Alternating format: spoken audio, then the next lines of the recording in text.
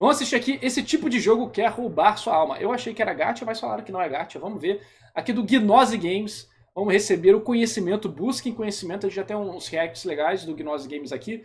Bora ver o que ele vai falar pra gente. Se vai ser pedrada ou alucinação histeria coletiva. Bora lá. Red Dead, GTA, Genshin Impact, Breath of the Wild e muitos outros. Se você já jogou um destes jogos, ou outro análogo, com certeza experienciou um nível de imersão inexplicável, como se todo o seu ser, corpo, mente e alma, estivessem dentro do jogo. Esse Graças a Deus, não. Genshin Impact nunca me tocou. nível de suspensão de descrença e imersão numa obra é inegavelmente um mérito artístico. Contudo, ele pode ter consequências nefastas. É novidade para ninguém que os jogos são potencialmente viciantes. É claro que também não ficaria aqui demonizando tudo quanto é jogo de forma histriônica, afinal, este é um canal de games e, como tal, somos fãs de jogos. Todavia, não podemos ignorar o abismo que espreita a indústria dos games. Com o desenvolvimento tecnológico e, por conseguinte, a capacidade dos desenvolvedores de construírem mundos cada vez mais imersivos, o perigo de se perder dentro do jogo torna-se cada vez mais real. Tem uma imagem muito interessante que é da todo mundo com óculos da, do Facebook, o Mark Zuckerberg sem. Facebook versus. Eu acho essa imagem muito. Presentation. Mark. Não vou achar, né? Mas é toda a plateia com isso e o Mark andando no meio. Andando, tipo, com. MetaQuest, cadê? MetaQuest. Presentation Mark. Tipo, ele andando assim no meio. Como se tivesse botado todo mundo dentro da Matrix, entendeu? E ele fora. Eu achei uma imagem muito foda. E nem fudendo que eu vou entrar nessa porra aqui, cara. Em grupo. No quarto, beleza e tal, mas jamais, mano, jamais. Tá doido.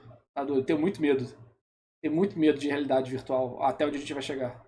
Não é algo ruim que um jogo como Red Dead 2 seja tão imersivo. É enorme mérito dos criadores por conseguirem fazer um mundo que, para o jogador, é momentaneamente indistinguível do real. Contudo, Toda ficção faz isso, né? Toda ficção é o ato de contar mentira. E você cria conexões irreais com pessoas que não existem, né? Você chora por personagens que morrem, que nunca existiram. Você se emociona, você ri. Então, todo o processo de ficção, ele utiliza suas características biológicas de empatia para gerar uma reação, né? Então, você sente que é real, mesmo que não seja.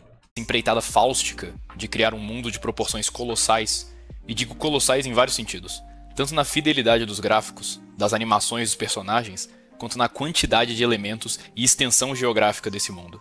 Mostra uma potência obscura, um abismo que aguarda, no fim da linha, aqueles que tomam parte em tal empreitada. Eis a questão que exploraremos nesse vídeo, o potencial problema desses jogos, entre aspas, realistas. Para fazer mais um adendo, Red Dead 2 não tem intenções maléficas na construção do seu mundo. Ele não quer viciar o jogador nem nada do tipo, mas isso acaba acontecendo algumas vezes por conta da própria forma do jogo. É inegável que o jogo é genial no que se propõe a fazer. Contudo, existem exemplos do contrário. Eu acho que dá para pegar claramente quais são as táticas de vício. Você pode ver elas aqui, ó. Esse vídeo aqui mostra muito bem quais são as táticas de vício. E aí você vai ver exatamente os jogos que fazem isso e que não fazem. Você vai perceber que jogos mobile fazem todas as versões, todas as táticas possíveis. E alguns outros jogos também. Mas existe a diferença da pessoa se viciar por uma experiência e uma experiência ser feita para a pessoa se viciar. E aqui você tem experiência feita para a pessoa se viciar. Aqui, eu acho que não. Jogos que possuem motivos ulteriores na construção de mundo. Além disso, nós também já fizemos uma live explorando o lado vicioso dos games. E torne-se membro para participar das discussões mais aprofundadas no nosso Discord. Bom, este vídeo é denso, então para não perder o tempo de ninguém, vamos para o ensaio depois dessa longa introdução. E se gostarem, deixem um like e inscrevam-se para mais análises como essa.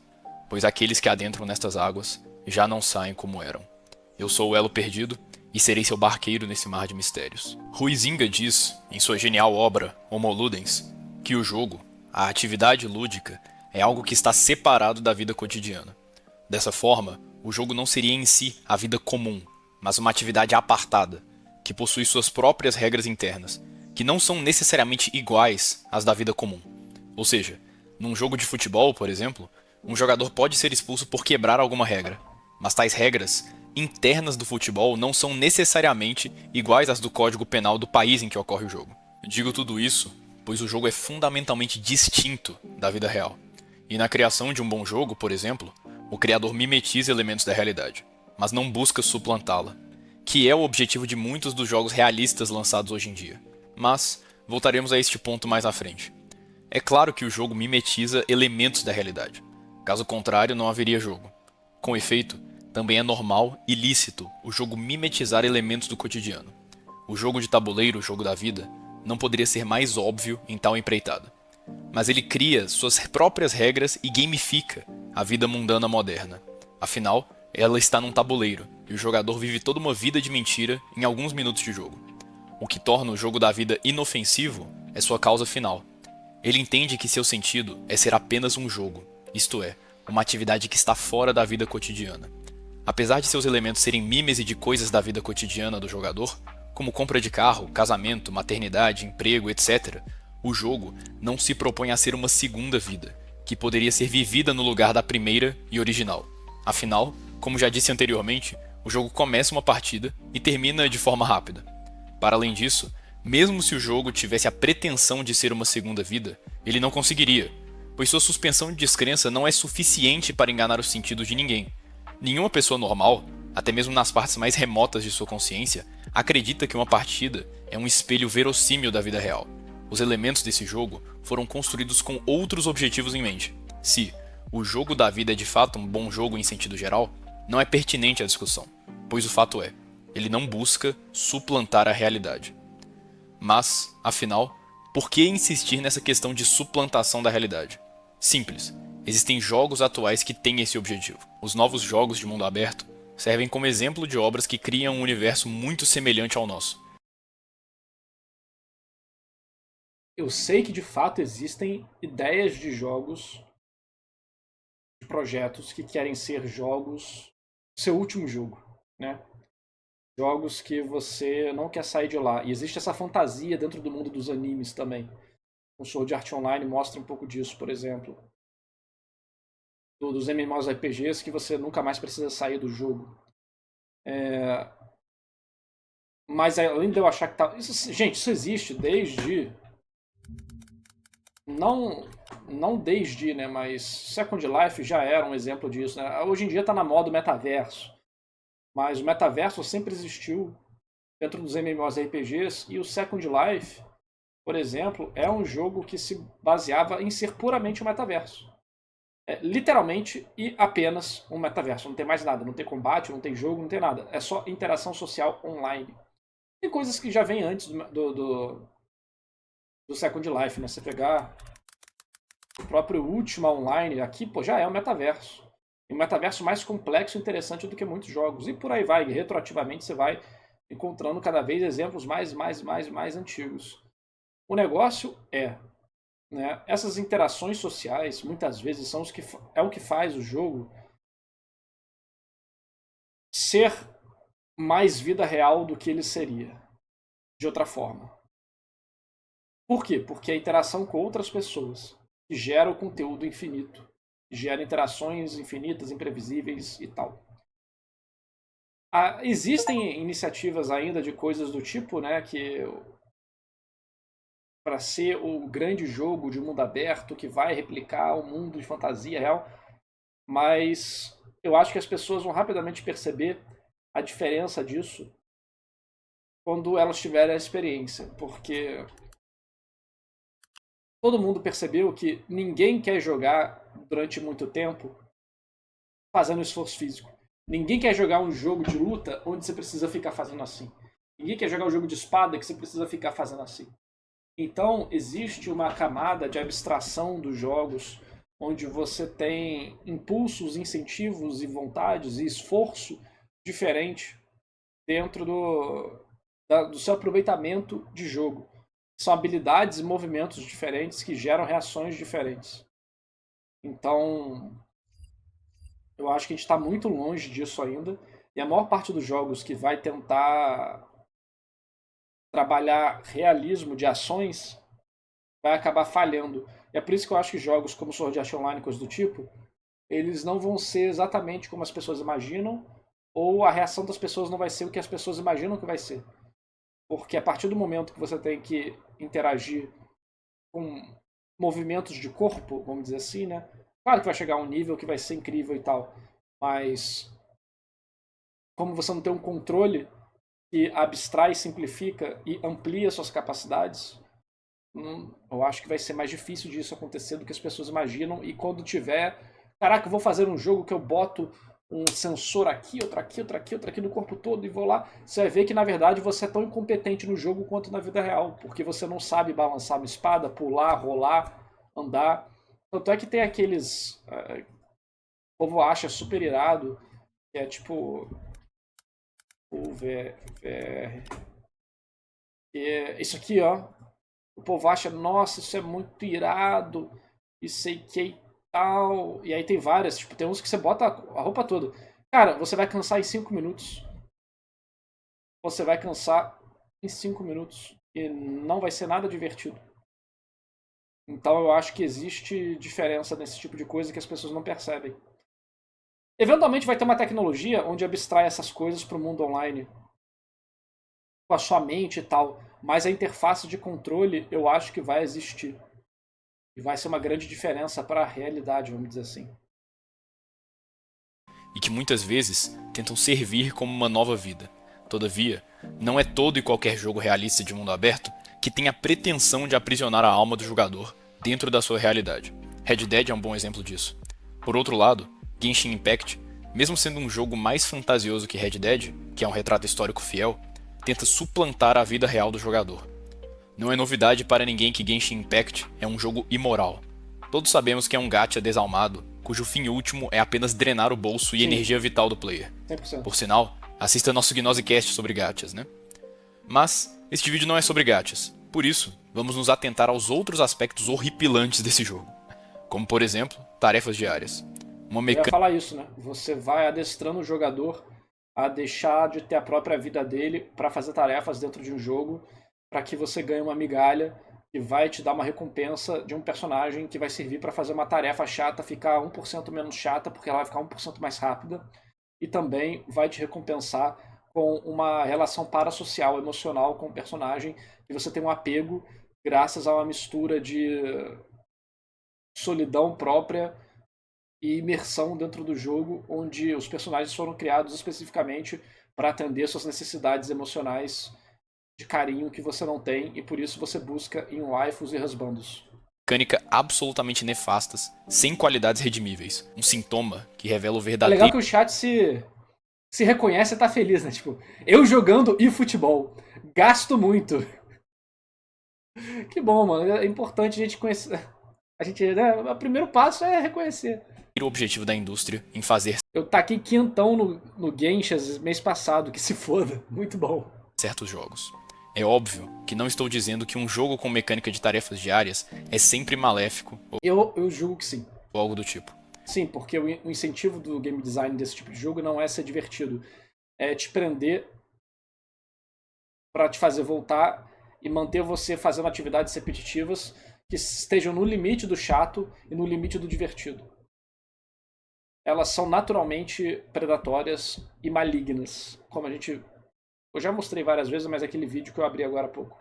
Apenas digo que a Eu sei porque, ó, Yu-Gi-Oh! Duel Links tem isso, Fate Grand Order tem isso, e vários outros que eu já joguei também, pô. mecânica em si é ruim, e que muitos jogos que possuem essa mecânica também são, como é no caso do Genshin. Com efeito, é simples perceber que tarefas diárias são implementadas em um jogo para prender o player a médio e longo prazo. Eis aí o problema. O jogo, como dito anteriormente, está separado da vida comum. Aqui, Eis aí o completa as tarefas diárias de manhã na cama, às 11 horas da manhã. 2 horas da tarde você farma material. Às 4 horas da tarde você admira a sua coleção de waifu. Às 5 horas da tarde você fica vendo Reddit e YouTube para consumir conteúdo relacionado ao seu jogo principal e side games, enquanto você está no autoplay com o jogo no background. 7 horas da noite você resolve sair dos gachas e fazer algo a mais da vida. Às 9 horas da noite você dá um reroll num novo jogo e você fala, hehe, animação brilhante. Meia-noite você desinstala o novo jogo depois de rerolar um time Tier S. 2 horas da manhã você está esperando as suas dailies resetarem para conseguir finalizar as dailies de amanhã.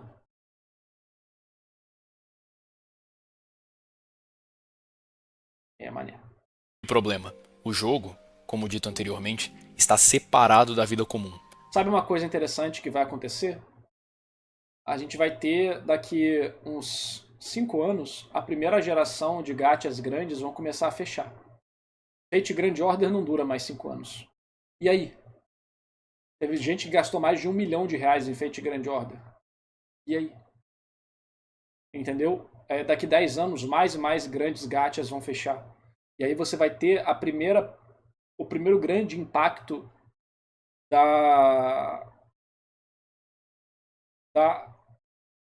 não é domínio, é o digital ownership, que é a posse digital das coisas. E aí, quando Genshin Impact acabar e terminar com o servidor, e todo o dinheiro que você gastou nele, aquilo era seu ou não era seu? Por que você não pode mais acessar esse conteúdo? Isso é uma discussão que está rolando em alguns países, em certos grupos gamers, que a Ubisoft tinha um jogo, The Crew, né? Eles fecharam o jogo, tipo, não dá pra mais jogar o jogo mesmo no single player, offline. E aí todo mundo ficou, cara, isso não deveria ser assim. E aí tá tendo uma discussão grande sobre isso. E os jovens de hoje em dia, com 15 anos de idade, vão aprender isso da pior forma possível daqui a 5, 10 anos, quando esses jogos que eles investiram milhares e milhares de reais e de horas começarem a fechar e tudo for pro esgoto. Tudo for pro esgoto. Então essa discussão de você ter a posse dos seus itens digitais é algo muito importante. Aconteceu também com Schoolgirls, que depois de 10 anos a equipe mudou e falou: ai, não gostamos mais dessa parte da história, ela é muito ofensiva. Porque eram nazistas sendo vilões. Muito ofensivo. E tiraram. E acabaram com uma parte da história relevante para um personagem. E aí todo mundo tá tipo, cara, por que você acabou com essa história do personagem? Tipo, meu jogo, removeram a história do meu jogo. Sei lá, seja 5 horas, seja 1 hora de conteúdo. Isso é o equivalente do autor do livro voltar e falar, não, mudei de ideia. Ele chega na tua casa, rasga 3 páginas do livro e vai embora. E aí? Então, essa discussão sobre posse digital vai ficar muito importante no futuro. Eu já estou mandando apelo para vocês aqui. Vocês vão perceber que daqui a alguns anos isso vai ficar mais relevante. E existem algumas soluções, né? Eu não vou entrar muito aqui nas polêmicas, mas teremos. E a pirataria, com certeza, é uma parte muito importante de tudo isso. Atividades repetitivas, como escovar os dentes, arrumar a cama, comprar pão, etc., deveriam ser do domínio da vida comum e não do jogo. Ou seja, a mecânica de tarefas diárias é uma tentativa de suplantar a vida cotidiana. Ao invés da pessoa resolver seus problemas imediatos, como a desorganização da sua casa, ela vai organizar a casa dentro do jogo. Sim. Ou alguma outra tarefa enfadonha realizada dentro do game. Você não gosta de fazer tarefas idiotas no seu trabalho para ganhar dinheiro, mas você fica fazendo tarefas idiotas no gacha para gastar dinheiro. Você já parou pra pensar nisso? Logo, a mecânica de daily task... Todo mundo reclama de ser CLT, mas é CLT que gasta... Tipo, você é um CLT do jogo, mas ao invés de ganhar dinheiro, você paga. E ninguém reclama. Não é só entediante, mas maléfica, pois revela numa análise mais profunda sua verdadeira intenção. Roubar o jogador da sua vida normal e aprisioná-lo num simulacro de vida, que é esse tipo de jogo. Outro adendo deve ser feito. O jogo pode muito bem ter intenções nefastas e ainda assim possuir bons elementos lúdicos. Pode ser imersivo e divertido. Mas essas qualidades... É por isso que é por ter essas qualidades que ele consegue roubar a pessoa.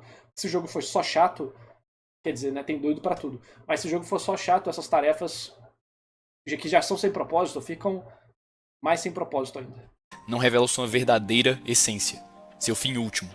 Por outro lado, um jogo pode ter um mundo muito bem construído que é extremamente imersivo, como no caso de Red Dead 2, que, por sua vez, tem ciclos diários, NPCs verossímeis, animais que se comportam de forma realística, etc.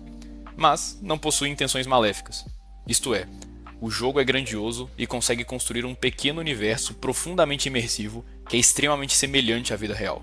Contudo, mesmo que tenha certas qualidades semelhantes que podem ser usadas para o mal, não é o caso desse game. Mas essas pessoas, não me incluo, se divertem fazendo a tarefa no jogo. E no trabalho, não. Não, elas não se divertem. E eu falo isso com toda propriedade. Não se divertem. Elas estão numa ilusão. E a gente já mostrou isso por A mais B. Aquele vídeo lá, que eu não dei play aqui, mas eu mostrei rapidamente. É tudo manipulação. Tudo manipulação. A pessoa está sendo manipulada quimicamente no cérebro dela para ter os seus receptores de dopamina viciados em certas atitudes e que, por consequência, fazem com que a sua dopamina natural durante o dia não consiga atingir os níveis necessários que ela ficou viciada por causa de alta exposição à dopamina de gacha, cores vibrantes, atividades repetitivas com recompensas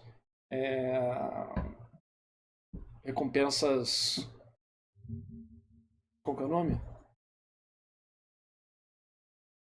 Ah, não lembro o nome agora, mas isso aqui, ó.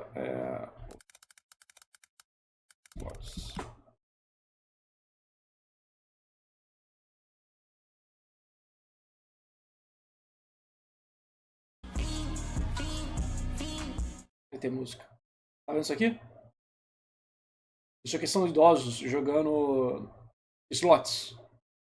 Que é aquela máquina que tem um monte de coisinha girando.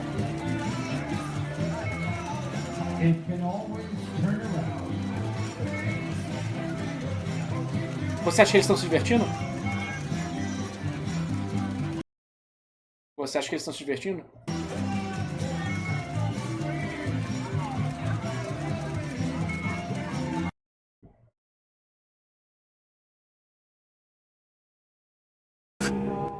Are a very particular, but what I do have are a very particular set of skills. Skills I've acquired over a very long career. Skills that make me a nightmare for people like you. Eles estão se divertindo? Tá fatão.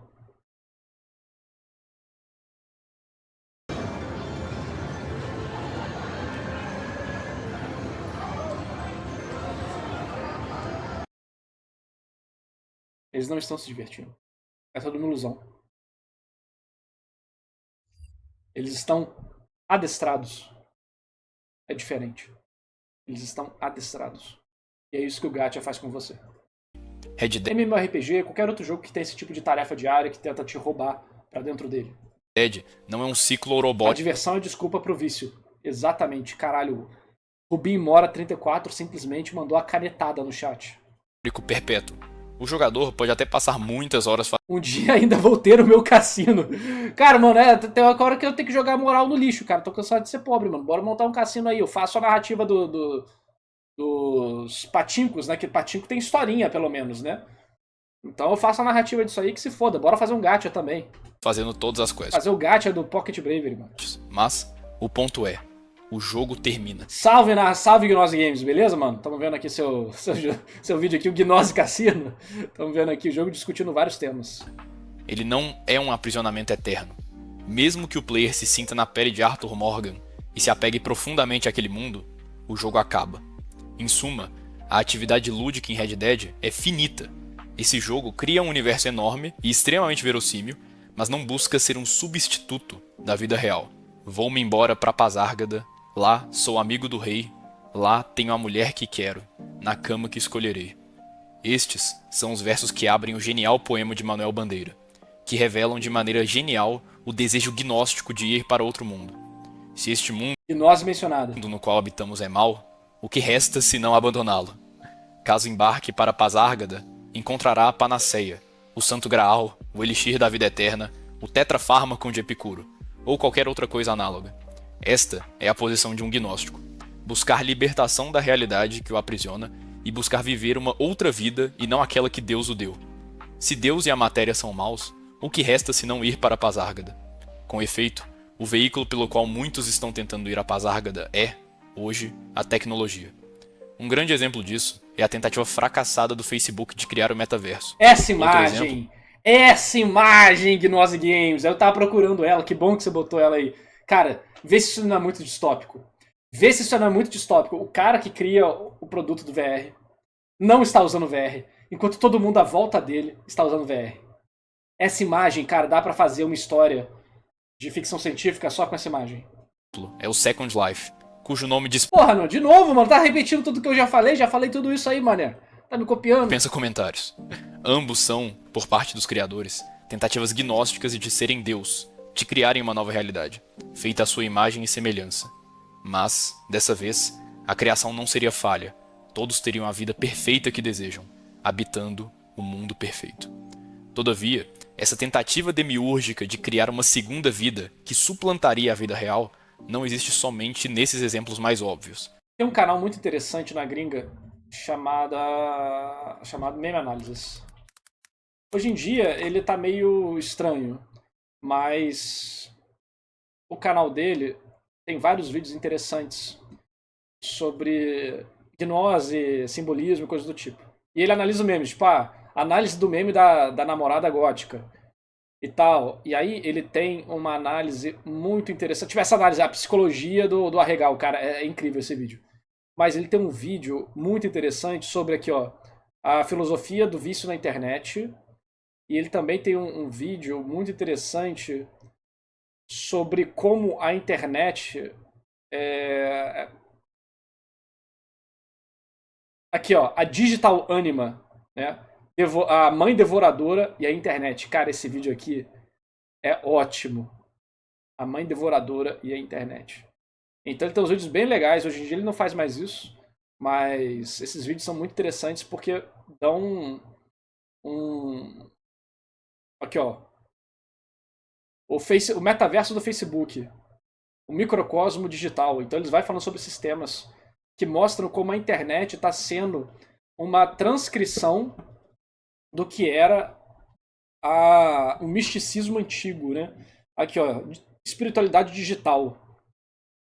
E como que, através da internet, estamos projetando todas as características humanas que faziam a gente representar isso na arte, na filosofia, esses sentimentos, essas dúvidas, essas relações arquetípicas que a gente tem, estão sendo colocadas hoje em dia na internet e demonstrando de uma forma nova o que a gente sempre representou na arte antiga.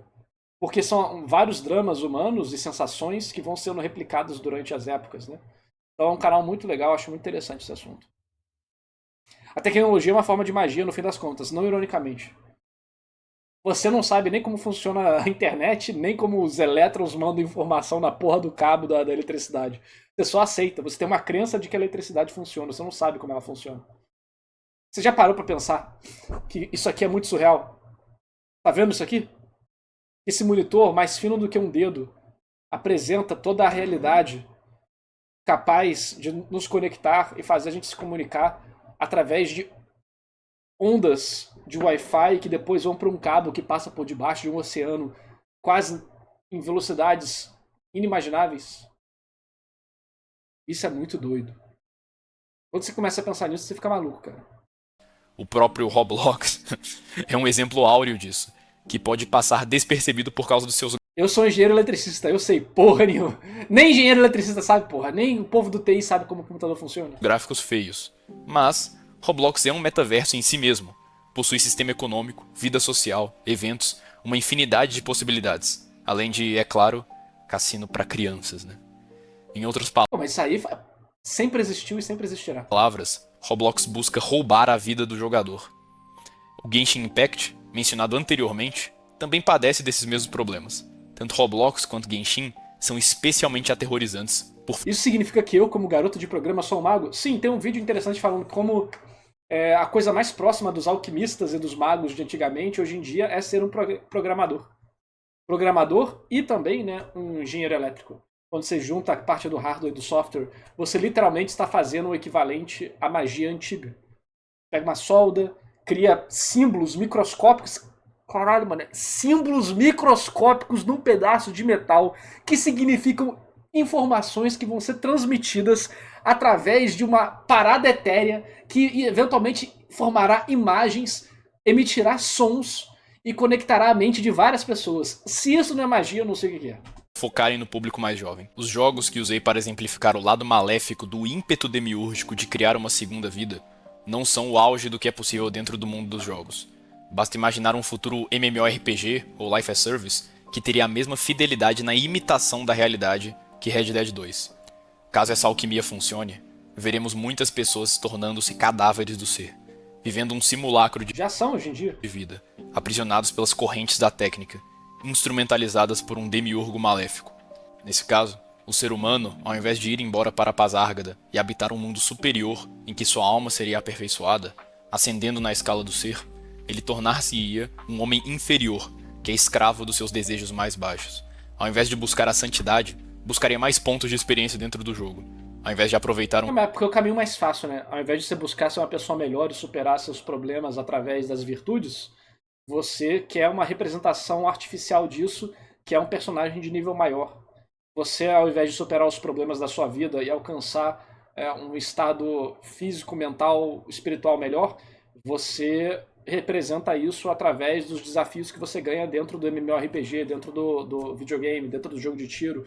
Você, ao invés de melhorar sua própria saúde, você fica treinando o seu personagem no jogo para que ele fique com uma saúde boa.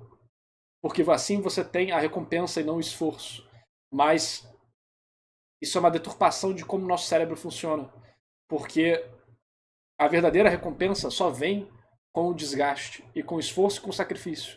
Isso aqui é um hack para ele te dar uma breve sensação de recompensa artificial sem trazer o esforço verdadeiro, que é simplificado através do esforço do próprio jogo de passar de nível. Muitas vezes um esforço artificial que simplesmente é feito por tarefas repetitivas. um feriado com seus entes queridos, Tipo, o resultado nunca foi, né, o objetivo. Passar pelo caminho que deveria ser o objetivo. aproveitariam um evento dentro do jogo. Em suma, a vida real foi trocada por uma que é falsa e estéril. Paz-Árgada que muitos almejam é a própria morte. Bom, não se esqueçam de se inscrever no canal, darem o like, virarem membros para entrarem no nosso Discord, que tem uma das maiores bibliotecas do submundo intelectual do Brasil. Caralho? E fiquem aí, vejam as nossas lives, nossos outros ensaios muito interessantes, análises simbólicas dos jogos. Eu sei que esse foi O povo vem na live pra se divertir e sai deprimido, né? Os caras vêm na live, caraca, vai ser muito legal, vamos ver vídeo interessante, sai da live, caralho, mano, eu sou um merda. Puta que pariu, eu sou um lixo. Caraca. Mas é o primeiro passo, galera. É o primeiro passo. Inclusive, pera aí. Eu, antes de dormir, tô trocando. Eu sempre ficava muito tempo no celular antes de dormir. E eu decidi trocar isso para outra coisa, que é ler antes de dormir. E eu peguei alguns livros que são bem simples de ler antes de dormir. São de conhecimentos que às vezes eu já até tenho, mas é sempre bom reforçar e resumir o conhecimento. Eu tinha esse livro aqui há muito tempo que eu peguei para ler. É um livro bem simples, o livro da mitologia, que vai falando sobre várias mitologias e contos e mitos e tal. E ele é bem legalzinho, ele é bem introdutório, tá? Mas para uma leitura fácil antes de dormir, gostosinha. E você chega num ponto e fala, já li o suficiente. É bem legal. E aí, o que eu tenho feito? Eu já li alguns, né? Então, eu tenho feito anotações. Eu tenho feito anotações que, por exemplo, aqui você vai ver anotações de um livro chamado Grimório Oculto. Eu já mostrei ele algumas vezes na live. Que ele é um livro sobre a história do ocultismo ocidental. E aqui eu vou anotando vários nomes e coisas interessantes do livro para pesquisar no futuro. Então aqui, por exemplo, tem o Jacob Boehme, que ele fala sobre a visão sobre as assinaturas das coisas, que cada coisa teria uma assinatura diferente. É um tema para eu aprofundar. Eu achei interessante. O tema também lembrei um pouco de Tsukihime, né? Que tem lá o garoto com os olhos da morte. Achei interessante, anotei. Aí aqui ó. Aí tem o Girard Thibault, Academia da Espada. É um ótimo espadachim, estilo baseado na geometria pitagórica. Eu falei, porra, caraca, de fato teve um grande espadachim da vida real que se utilizou de geometria pitagórica para criar o seu estilo de combate. Vou até procurar isso aqui, que é muito doido, cara. Eu falo, pô, essas coisas são ótimas para você pesquisar, para aprender mais sobre como o mundo é foda, mas também para fazer história, né? Que é um dos meus focos. Cadê?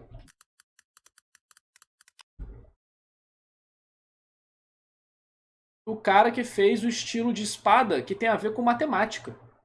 E ele usa formas e técnicas que tem a ver não só com numerologia pitagórica, geometria pitagórica, mas também com vários outros elementos mais transcendentais, né, filosóficos e técnicas um pouco mais místicas, vamos dizer assim. E funcionou, tá? O cara foi um grande professor de esgrima. Exatamente, esgrima esotérica, olha que negócio doido, né? Enfim, eu vou anotando várias coisas aqui, né? Aí eu tenho as anotações aqui. Aí eu cheguei num ponto bem interessante, que foi o seguinte, cara. Aqui, ó, norte da Europa, que o livro tem essas caracterizações, né? Aí tem um mito que eu não conhecia, que é a viagem de Bran. Vamos procurar aqui, ó. A viagem de Bran. Eu achei bem simbólico o tema dele, que é o seguinte. É uma história que fala do seguinte.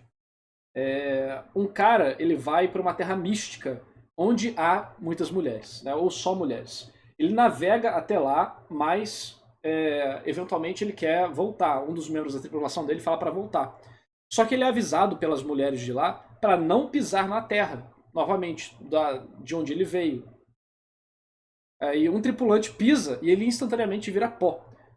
E aí eu identifiquei uma possível moral na página 165. Anoto as páginas também para não perder. Vou mostrar para vocês.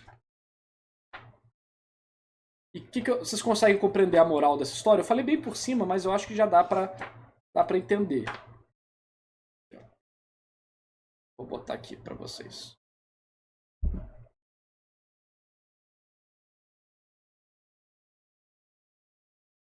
É uma paginazinha que tem esse conto, mas achei bem interessante. Que é o seguinte. A história, resumindo, é essa. Um cara tá lá, ele decide ir pra uma nova terra. Quando ele chega na terra mística, quando ele chega lá, ele se deita com as mulheres, faz festa, o caralho. E aí um cara fala que quer voltar, ele fala, beleza, vamos voltar. E aí a mulher fala, não pisa na terra. Ele fala, você não deveria voltar. Mas se voltar, você não pode pisar na terra. E quando ele chega de volta na terra dele, antes dele pisar na terra, quando o navio chega, ele dá oi pras pessoas, voltamos e tal, e ninguém se lembra dos caras.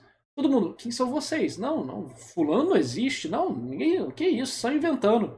E aí o cara sai do navio e pisa na terra, e quando ele pisa na terra, ele vira pó. E aí, vocês conseguem identificar a possível moral dessa história? É uma história de um mito irlandês. Aqui, ó. Possível moral. Ao atravessar desse mundo para o próximo, não se pode voltar.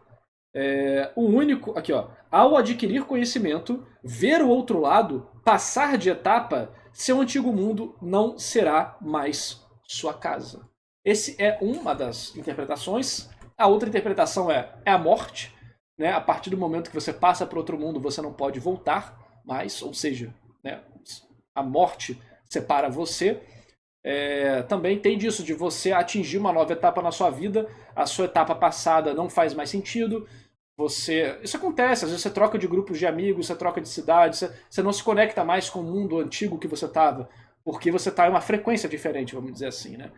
Você agora, suponha que você tinha amigos muito humildes, agora você é milionário. É difícil você voltar e conviver com as pessoas de antigamente. Você tava só na farra, bebendo pra caralho, agora você quer trabalhar e tal. É difícil você ficar com um grupo que só quer fazer farra. Você tava namorando na escola, foi pra faculdade, a sua namorada continua na escola porque ela é mais nova que você. É difícil manter o mesmo relacionamento. Porque são mundos diferentes, mundos separados. E você pode ver isso tanto em questão social, intelectual, temática, e quanto na relação mitológica mesmo, né? De quando você passa pro outro lado do rio, que isso é uma metáfora muito comum em várias mitologias. Quando você pega o Rio da Morte, tem isso no Japão, tem isso na Grécia, e em vários outros. Quando você passa por esse rio, você não pode mais voltar. Você já foi pro outro lado. Você adquiriu uma outra esfera de existência, ou você adquiriu muito conhecimento. A partir do momento que você vê o topo da montanha, você não consegue mais esquecer de como é estar lá, entendeu? Então, a partir do momento que você adquire conhecimento, você não consegue voltar a ter a sua vida anterior. E várias outras possíveis metáforas, né, que esse mito traz pra gente. Eu achei ele bem legal, esse mito, e por isso eu anotei ele, e é bem divertido. É um livro bem simples, novamente, ele não tem ocultismo nem nada, ele é só de informações básicas sobre as mitologias, mas ele fala de algumas menos conhecidas. É bem legal e, em geral, eu já sei muito disso aqui, mas é sempre bom para reler. É bem iniciante, tá? Bem iniciante, mas várias curiosidades. Então, fala o nome do livro? Pera aí. Vou mandar para vocês aí no chat. Eu tenho vários, tá? Mas esse aqui eu tô lendo, novamente. Ele é bem básico. Não esperem que vai ser... Cadê?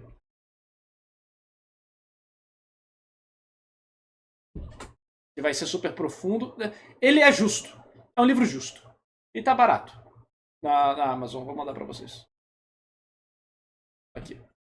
Esse é o meu link afiliado. Quem quiser comprar, eu ganho um caraminguazinho aí. Tá R$45 o livro. Aqui pra quem quiser ver a grossura dele. Ele é todo colorido. As páginas são de qualidade. A capa é dura. Ele tem... Cadê? 400 páginas. 350 páginas. Eu tenho mais outros livros aqui que um dia eu posso mostrando gradativamente para vocês. Tem imagem? Tem um monte de imagem. Tudo é com imagem. As imagens são relativamente simples. São desenhos vetorizados. Mas eles também têm muita imagem de pinturas, de fotos. Tem linha do tempo.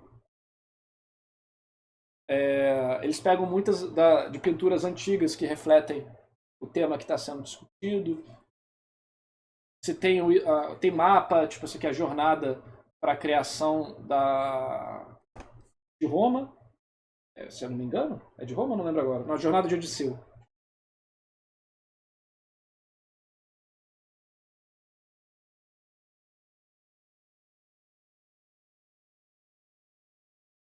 Enfim, tem muita imagem, tá vendo aqui? Pinturas antigas, coisas da época, então aqui um vaso, isso aqui é o nascimento de Atena, se eu não me engano. Quer focar? Nascimento de Atena, que nasce de um machucado na cabeça de Zeus. É bem introdutório, mas dá pra divertir. E eu tô lendo antes de dormir pra dar relaxada.